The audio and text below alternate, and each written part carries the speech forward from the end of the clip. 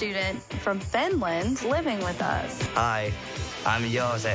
Food in US is different. Oh, It's horrible. filling this pool up, and we're wrestling. Johnston's family wanted to do a wife-carrying race. Maybe Johnston family is crazy. All right, turkey. On this season of 7 Little Johnstons, We're filling this pool up with cranberry sauce and applesauce, and we're wrestling. Oh, get him, Jose. For the next 3 months, we have an exchange student. In the carefully curated world of reality television, where family dinners often turn into battlegrounds and confessionals serve as therapy sessions, it takes a lot to genuinely shock both the cast members and the viewing audience. However, the recent Bachelorette party for Elizabeth Liz Johnston, the eldest daughter of the beloved 7 Little Johnstons clan, managed to do just that. In an exclusive clip released by TLC ahead of the April 14th, 2026 episode, viewers were treated to a whiplash of emotions: laughter, cringing, secondhand embarrassment, and absolute hilarity, all culminating in the moment Liz was arrested in her own living room. What started as a standard, low-key pajama party quickly devolved into one of the spiciest and most unexpectedly wholesome moments in the show's history. With Amber and Emma Johnston pulling the strings, Liz found herself face-to-face with a male stripper dressed as a police officer. It was a scene that defied Liz's explicit wishes for a classy evening, proving that when the Johnston women plan a surprise, they aim for maximum chaos. The grazing station and the sugar rush. To understand why the arrest was such a shock, one must first appreciate the atmosphere of the party as the clip begins. Liz had gathered her inner circle, including her mother, her sister Emma, and close friends, for what was supposed to be a laid-back bridal brunch. Dressed in cozy pajamas, the vibe was initially one of sisterly teasing rather than wild debauchery. In a moment that immediately went viral on social media, Liz unwrapped a gift from her sister, Emma, revealing a pair of edible underwear. With the irreverent humor that defines their relationship, Liz didn't just set the gift aside. She threw the sugary garment directly at Emma. This prompted a visceral reaction from matriarch Amber Johnston. Picking up the flimsy garment with a look of utter disgust, Amber held it to the light and exclaimed, "Oh, it's like sugary." The room erupted in laughter, but it was Liz's friend, Carol Beasley, who delivered the line of the night regarding the potential hygiene implications of the gift. That's a trip to the gynecologist right there. The comment hung in the air as the ladies doubled over in laughter, setting a tone that was far raunchier than the mild party Liz had initially promised her fiancé, Bryce Bolden. Not all the gifts were destined for the trash, however. Liz also held up a rather cheeky thong emblazoned with the words "grazing station." Referencing her fiancé's love for food, a running joke on the show, Liz giggled, "Bryce is just gonna get a kick out of these." Later, in a confessional interview with Bryce, Liz admitted that the edible underwear had actually broken before she could even attempt to put them on. "I threw it away," she confessed, much to Bryce's visible disappointment. The plot thickens, Amber's spicy surprise.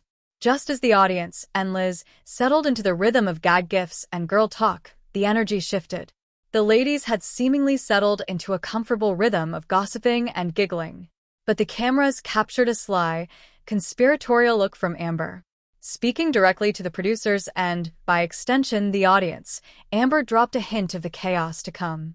"So Liz might think these panties are the surprise," Amber said, her voice dripping with the satisfaction of a mother who knows she is about to upstage her daughter's entire party. "But we've actually got something even spicier coming." The implication was clear. The edible underwear was merely a decoy, a warm-up act for the main event. The women fell silent as a heavy knock echoed through the Johnston home. The confusion on Liz's face was immediate. This wasn't a scheduled pizza delivery or a late-arriving guest. It was something else entirely. "Oh my God," Liz shrieked, instinctively hiding her burning face behind a piece of tissue paper. "Y'all did not." The panic in her voice was not fear, but the specific, high-pitched terror of a control freak realizing that the plan has been hijacked. "The arrest? Did you pay your car ticket?" As the door swung open, a man in a full police uniform, aviator sunglasses, utility belt, handcuffs included, stepped into the living room. The collective gasp from the party attendees turned into a roar of giggles and nervous screams. Someone in the background, trying to break the tension, yelled out the classic deflection. "Did you pay your car ticket?" The officer was all business. Scanning the room of flustered women, he zeroed in on the bride-to-be. "How's it going?" he asked casually before delivering his line. "I'm here to arrest Elizabeth." The reactions were split. The bridesmaids, thoroughly enjoying the show, immediately pointed fingers at a mortified Liz, shouting, "There she is, right there." Meanwhile, Liz was having an internal crisis. In her confessional interview later, she admitted to a moment of genuine panic, albeit for a very specific reason. Because of the angle and the lighting, for a split second, she thought the stripper was actually her fiancé. "I just see a man in a cop uniform and, out of the corner of my eye, it almost looked like Bryce," Liz confessed. "I just saw brown hair and a tall, lanky dude. And so I'm like, oh my God, he would never." The irony was not lost on viewers. Of course, the reality star knew Bryce would never show up as a stripper cop, but for one fleeting moment, the fear of being caught was very real. The officer approached Liz, who was still trying to melt into the couch cushions. He explained the charges. "I heard that Elizabeth stole Bryce's heart. Is this true?" he asked, though he didn't wait for an answer before demanding she stand up and face the wall.